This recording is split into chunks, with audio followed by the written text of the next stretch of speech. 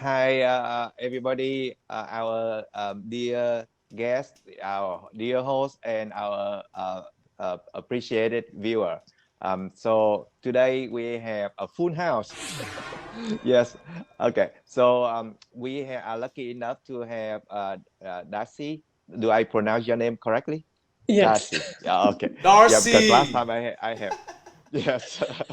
Okay. And we have Jim. And we have Doug. So Darcy is very lucky. You have the full house. You have three of us here. So we open for any question you have. So but we will maintain talking about the main topic, which is proper cure. So first of all, let's start with introduce yourself, Darcy, for the viewer. Well, Just like hello, 1 minute or everyone. so. How long have you been in the industry?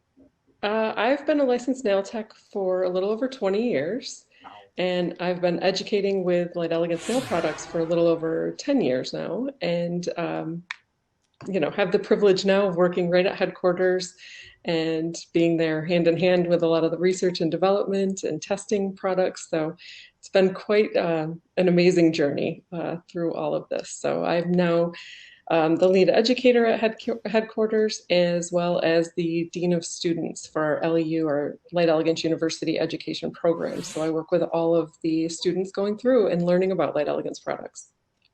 So Okay. I want to say thank you to you guys for having me. I feel honored to be a part of this panel. Yeah, it's quite a prestigious group.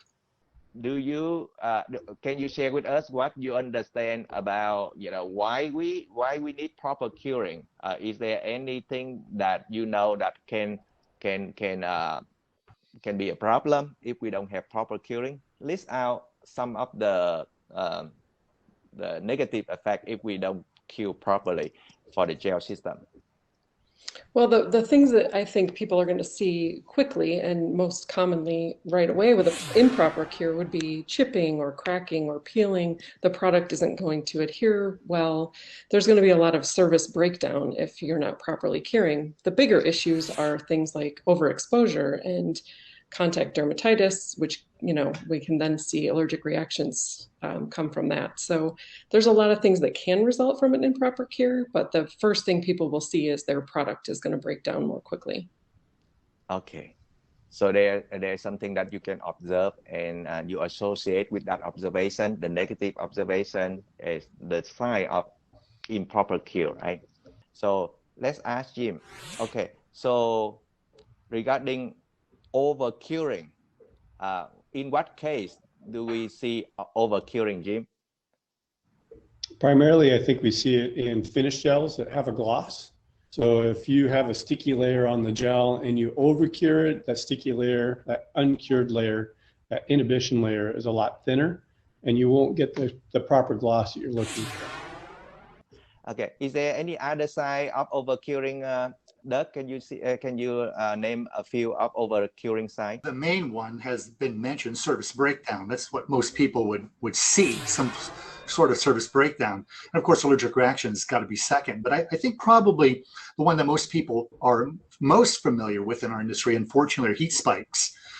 Heat spikes are certainly, if they're excessive, not warming, gentle warming or even getting very warm of UV gels isn't unusual. But when the heat spikes to the point that it burns a client's nail bed and causes onycholysis and possibly infection, that's a bit excessive. And I think there's a lot to be talked about, hopefully tonight, on managing the exotherm, as they call it, to prevent these damaging heat spikes. Because once you burn that nail bed, then the nail plate can separate, and that's something we want to avoid. And I think a lot of onycholysis, not only caused by improper removal, but can also be caused by these kinds of thermal burns to the nail bed. Every time a bond is formed in the process of curing of a product like gel or acrylic, heat is given off. As the bond is formed, it takes a certain amount of energy to create that bond. And then when the bond is being formed, it releases that energy back out again in the form of.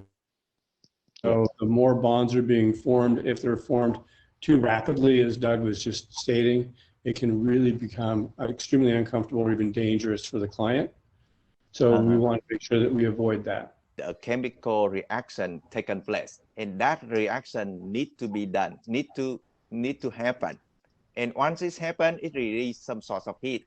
And if the heat release is so much that can cause damage, we have over curing, right? So the keyword is looking for the negative, right? Because heat's supposed to release if there is any reaction, and we want that reaction to happen. It's just the problem that it react so fast, so soon, so vigorously, then we have too much of the heat released at once at a short period of time.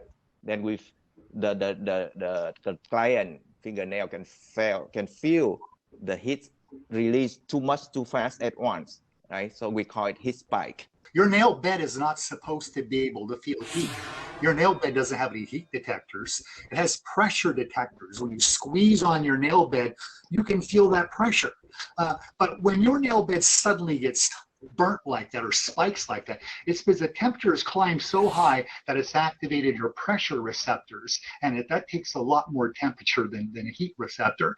In fact, oftentimes the nail beds will get above 120 degrees, which is about 50 C. When you start getting up in those temperatures, it's possible to start getting thermal burns to the nail bed. That's what we want to avoid. Again, I want to emphasize it's not warming, because most gels get warm when they cure. It's this excessive heat that causes that burn. Parts of service breakdown were mentioned, but another one to think about, and if we're just talking about UV gels, it's less important. But over-curing products can often make them brittle. Any kind of nail coating, it can become brittle and it can discolor. So if you're seeing discoloration and brittleness, one of the first things you want to think about is not this is some crappy nail product, oh my gosh, what's wrong, or a bad batch. Don't think that. Think about maybe I'm not curing it properly, because that's also a sign of improper cure. And when we say service breakdown, we're not just talking about adhesion, loss of adhesion, or cracking and splitting, chipping, what was mentioned. Discoloration certainly is among those. The most common things that I see with undercuring would be the same thing. You'd have product breakdown, so they're either it's not getting cured all the way through, the product can peel off or chip away from the nail, and it's just not going to hold up as well. And I usually see this happening one of two ways. Either they apply the product too thick and the light can't properly cure that much product, or they're using the incorrect lamp to cure the product they're using. And those are the two things I see most often with my students. I find that if the product is formulated with more large molecular weight oligomers, that there's a transference of what's called the free radical reaction that goes along that longer oligomeric chain. That can help with the through cure, which give you a thicker cure. Mm-hmm. If there's a high concentration of monomer, oftentimes those will generate more heat because you have more reaction sites and a smaller volume of gel as it cures. Mm-hmm. Not allow proper progression of the free radical reaction to continue deeply into the gel. So the other thing is that some photoinitiators are better used for deeper penetration of curing, and some are more better used for surface curing. Mm-hmm. Thank you, Jim. Jim explained how a formulator, a chemist, can go around and try to increase the depth of cure, meaning the thickness that the gel can be cured through from top to the bottom. And he shared with us the strategy, how to solve the problem. But where did the problem come from? Is another thing. It's the starting point. So Doug, could you share with us why a clear gel can be cured through easier than a color gel, especially an opaque gel? I think we started talking about what undercure is, and I just want to make a final comment on that. Is the gel, when we put the gel on the nail, it's liquidy and mobile. Darcy said earlier that it doesn't cure all the way through. What does that mean? If the gel doesn't even cure to 50%, it's going to stay gooey and flowy. So if you got a partially cured nail that's got goo in the inside, that's not even half cured. So that's the first thing to know. Your UV gel won't even harden until it's at least 50% cured. So then once that happens, well, the gel could be very flexible. It could be have very good adhesion and hard, but not be properly cured. And again, what we're talking about properly cure is get you up in a zone where you're not going to have allergic reactions, you're not going to have heat spikes, and you're not going to have service breakdown. Because a good quality gel should be able to give you those things if it's properly cured. So that's a sign of a good gel too. One that when properly cured, you don't have these problems. But to answer Tom's question, UV light has to penetrate. It's energy that has to penetrate into the gel, and UV doesn't like to penetrate very deep. In fact, through water, it doesn't penetrate very deep at all through any kind of liquid, because the liquid will absorb that UV energy and keep it from getting deeper into the gel that we're talking about in this case.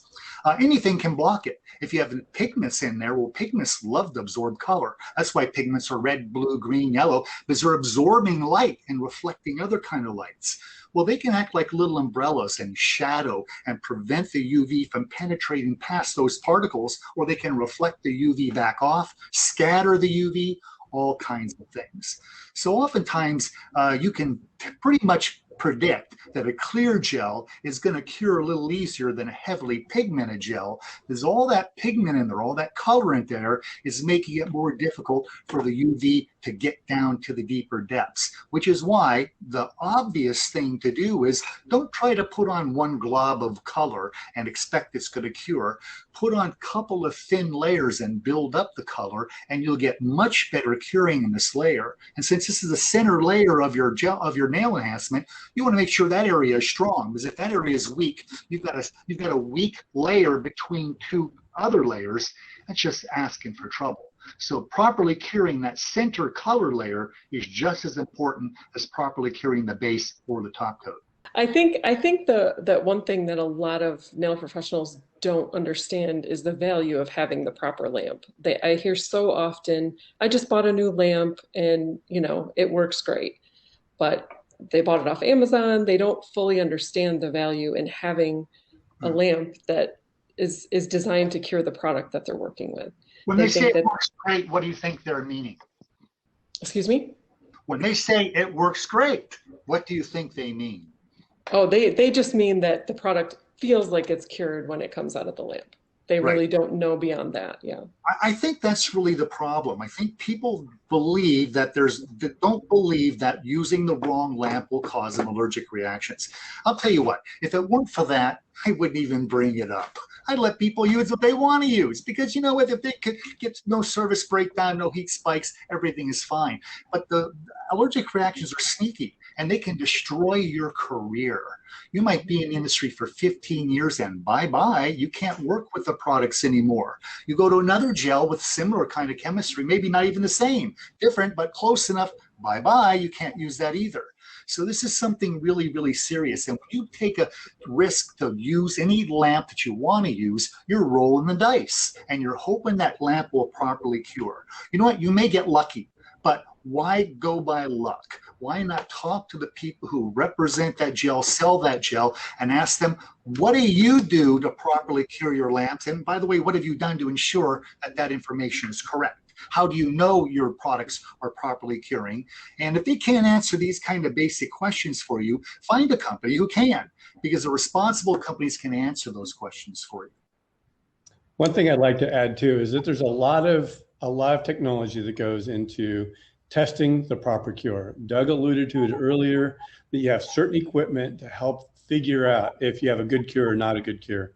And there's 6 or 7 different types of tests that can be performed. All of those tests require a lot of study, a lot of understanding, chemistry knowledge, the physics knowledge, to make sure that the product that you are actually curing in that lamp is getting to a safe point. And then, Darcy, you can attest to this.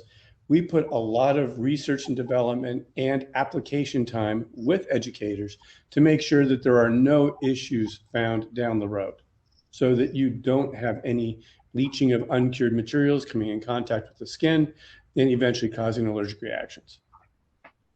There's 2 kinds of people selling products in the industry today.